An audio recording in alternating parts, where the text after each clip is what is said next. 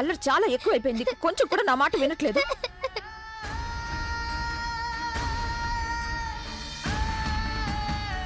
అసలు ఎందుకు ఇలా చేసావు నువ్వు? నా వస్తువులన్నీ చిందరు వందరు చేసి పాడేశావు.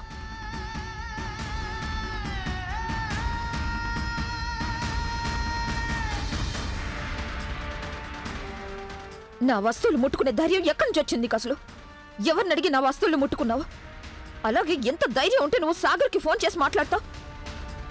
నాకు చెప్పలేదు, పైగా నేను చెప్పలేదు. అయితే నేను ఫోన్ మాత్రమే చేశాను. దానికి ఎంత ఎందుకు కోపడుతున్నావు? నేను మళ్ళీ ఫోన్ చేస్తాను, 10 సార్లు ఫోన్ చేస్తాను. నువ్వు నా మాట విన్నప్పుడు మరి నేను ఎందుకు వినాలి? ఇలాగే నా పెద్దవాళ్ళతో మాట్లాడేది? ఇదేనా నీకు నేర్పించాను? 2 రోజుల్లో నీకు నీ జంగ్లీ అంకుల్ ఇంత ఇంపార్టెంట్ అయిపోయాడా? నువ్వు నా మీదే అరుస్తున్నావు, నాతో ఇలా మాట్లాడుతున్నావు. నీకెందుకు నా మీద ఇంత కోపం వస్తుంది? నేనేమంత పెద్ద తప్పు చేశాను? నేను అంకుల్తో మాట్లాడాను, అంతే కదా? ఆయన పేరెత్తితే చాలు నువ్వు నా మీద కోపడుతున్నావు. ముందు ఇంత కోపం వచ్చేది కాదు, మరి ఇప్పుడు ఎందుకు? ఎందుకమ్మా?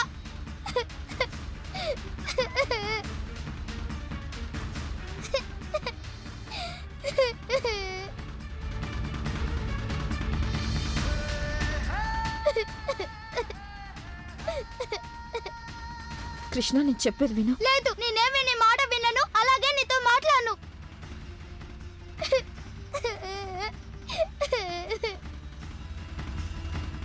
Krishna, don't touch me. నువ్వు మంచిదానివి కాదమ్మా, ఇక్కడి నుంచి వెళ్ళిపో.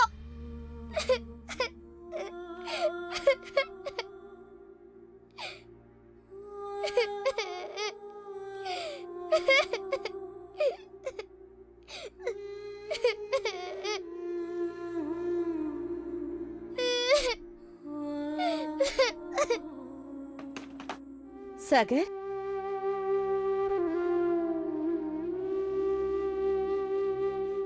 Sagar,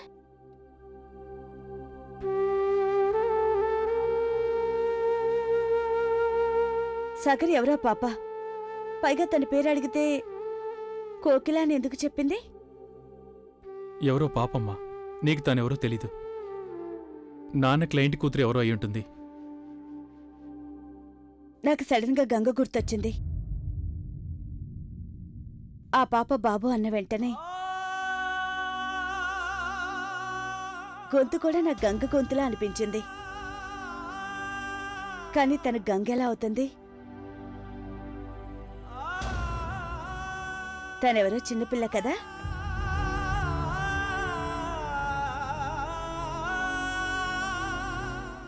yes, you are right. తను గంగ ఎలా అవుతుంది? తానైతే చిన్నపిల్లలాగా అనిపించింది. అంతేగాని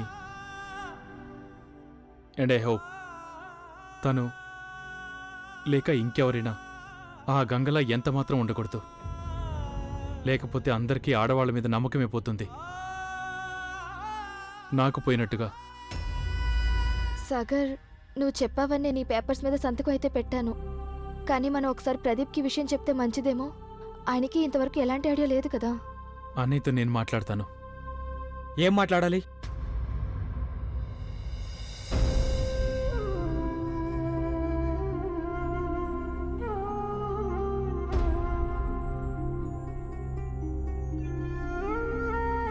అది అన్నయ్య యాక్చువల్లీ మామ్ చెప్పింది నాకు. అందరినీ లండన్ తీసుకెళ్తున్నావట? అవునన్నయ్య, మనందరం అక్కడికి వెళ్ళి ఒకే చోటు కలిసి ఉండొచ్చు కదా. ఇక్కడి నుంచి దూరంగా మనకిక్కడ బాధ కలిగింది కదా. అలాగే అన్నయ్య, అక్కడ నేను పూర్తిగా సెటిల్ అయిపోయాను కదా. అందరినీ నేనే చూసుకుంటాను. అక్కడ నీకు చాలా ఆఫర్స్ ఉన్నాయి కదా. నువ్వు అక్కడ సొంతగా బిజినెస్ కూడా చేసుకోవచ్చు. నన్ను అడగకుండా ఇంత పెద్ద నిర్ణయం ఎలా తీసుకోగలవు నువ్వు? ఎదుటి వాళ్ళ జీవితం గురించి నిర్ణయం తీసుకునే అధికారం నీకెవరిచ్చారు? అసలు ఈ ప్రదీప్కి ఏమైంది? మొత్తం ప్లాన్ అంతా నాశనం చేసేయుడు కదా. లేదన్నయ్య, అలాంటిదేమీ లేదు. నేను నానమ్మను ఒప్పించాను. అలాగే పైగా మమ్మీ కూడా అక్కడే ఉంటుంది కదా. మరి నీకు మమ్మీతో ఉండాలని లేదా? నువ్వు మమ్మీని మిస్ అవడం లేదా? సరిగ్గా చెప్పావు నువ్వు. నేను మామ్ని చాలా మిస్ అవుతున్నాను. కానీ నేను చేస్తున్న బిజినెస్ ఇక్కడే ఉంది. అలాగే నేను కానీ నీ బిజినెస్ సరిగ్గా నడవడం లేదు కదా Pradeep.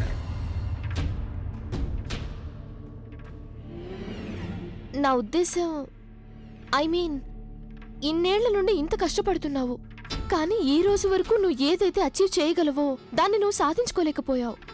I know, all of sudden నువ్వు లండన్కి షిఫ్ట్ అవ్వాలి అనే మాట విని షాక్ అయి ఉంటావు అనుకుంటా.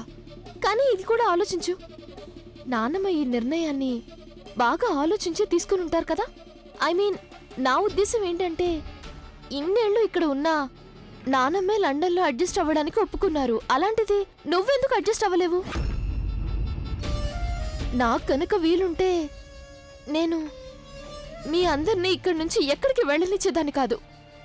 కానీ ఇప్పుడు నానమ్మ ఈ నిర్ణయం తీసుకున్న తర్వాత దానివల్ల అందరికీ మంచి జరుగుతుంది కదా. అలాగే నీకు కూడా ప్రదీప్. చాలు, మా ఫ్యామిలీ మ్యాటర్స్లో మాట్లాడాల్సిన అవసరం లేదు. నాకు మంచేదో చెడేదో చాలా బాగా తెలుసు.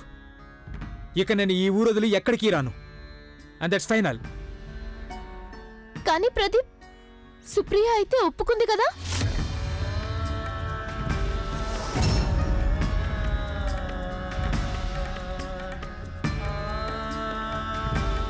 ఓకే, అదంతా తనిష్టం. సుప్రియకి ఎంతైనా లండనే సరైన చోటు. కొత్త ఫ్రెండ్స్ దొరుకుతారు, అక్కడికి ఇక్కడికి తిరిగి చూడొచ్చు, పార్టీస్ చేసుకోవచ్చు. తప్పకుండా నీతో తను తీసుకెళ్ళు. కానీ నేను ఇక్కడి నుండి ఎక్కడికి రాను సాగర్. ఇదేంటి ఇలా అంటున్నావు? సుప్రియ నువ్వు భార్యాభర్తలు కదా, మీరిద్దరూ విడిగా ఎలా ఉండగలరు? నువ్వు కూడా డాడీని వదిలేసి వెళ్ళిపోయావు కదా. నువ్వు లేకుండా ఆయన ఇన్నేళ్ళు ఎలా ఉన్నారో నేను కూడా అలాగే ఉండగలను. ఇక సుప్రియ విషయం అంటారా? తను ఇక్కడ ఉన్నంత మాత్రాన నాకు ఏం లాభం ఉందని? తను వెళ్ళిపోతే నాకు నష్టం కలగడానికి. ఎవరు ఎక్కడికి వెళ్ళాలంటే అక్కడికి వెళ్ళొచ్చు. నేను ఇక్కడి నుంచి ఎక్కడికి రాను. ప్రదీప్, అనయ్య. ప్రదీప్, నేను చెప్పేది విను ప్రదీప్. అనయ్య, ఏమీ కాదు, నేను మాట్లాడతాను. సాగర్, వదిలే, తర్వాత మాట్లాడొచ్చు తనతో. అరే,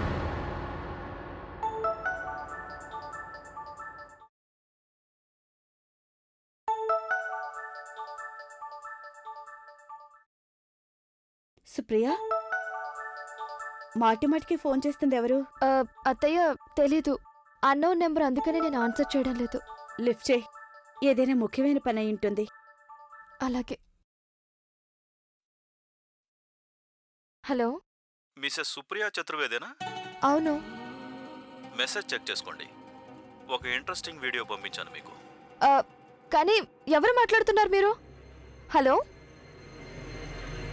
ఏమైంది? విచిత్రంగా ఉంది. తన పేరేవి కూడా చెప్పనే లేదు. నాకేదో వీడియో మెసేజ్ పంపించాను అని చెప్పాడు. నాకు అతని గొంతు కూడా తెలియలేదు. అలాగే నెంబర్ కూడా తెలిసిన నెంబర్ కాదు. ఎవరు ఊరికే చేస్తుంటారు. కానీ ఇలా ఊరికే ఎవరైనా ఎందుకు చేస్తారు? వదిన, ఆ ఫోన్ నెంబర్ నాకు ఇవ్వండి, నేను మాట్లాడతాను. అలాగే. మెసేజ్ వచ్చింది. ఏది, నన్ను చూడనివ్వండి.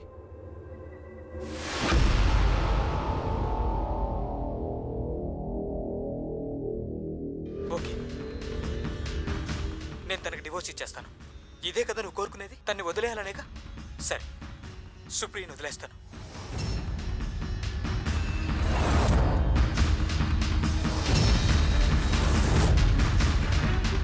నువ్వు లేకపోతే నేను బతకలేను.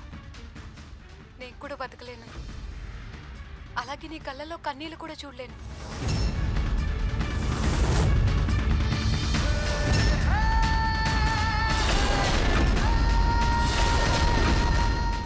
తప్పు జరిగిపోయిందక్క. ఇక ఈ తప్పుని ప్రదీప్ సరిదిద్దుకోవాలనుకుంటున్నాడు. ఇక కొద్ది రోజుల్లో ప్రదీప్ సుప్రికి డివోర్స్ కూడా ఇవ్వబోతున్నాడు. కరుణ, చతుర్వేది కుటుంబంలో ఈ రోజు వరకు ఎవ్వరు ఎవరికి విడాకులు ఇవ్వలేదు. ఇక మీదట కూడా ఇవ్వకూడదు. ఏం అన్యాయం చేసింది సుప్రియ నీకు అసలు? నువ్వు తనకెంత పెద్ద శిక్ష వేస్తున్నావు? మీ అమ్మ జీవితం నాశనం అవడం చూసిన తర్వాత కూడా నీకు బుద్ధి రాలేదా ప్రదీప్?